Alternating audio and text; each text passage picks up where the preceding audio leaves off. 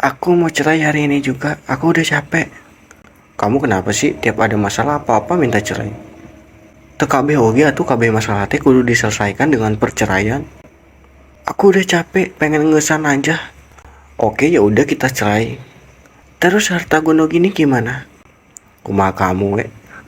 Ya udah tuh rumah sama aku. Terus mobil sama aku. Iya, ambil. Terus terus emas sama aku. Ya udah tabungan di bank sama aku. Terus si putih anak kita sama aku. Oh, teu bisa. Anak mah milu jeung urang. Ya nggak bisa tuh, anak satu-satunya ikut sama ibunya tuh. Tapi kan itu benih dari aku meren. Tapi kan itu yang rawat 9 bulan aku. Geus atuh geus. Ringrang kana ceuli sia teh pasya wae meul poe.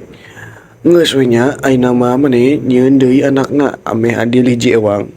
Tuh dangukeun cik si cak-cak oke bener. Mending keneh nyieun deui lah hayu mah. Ya udah tuh bikin lagi we hayu biar adil. Dasar badagung hirupna teh.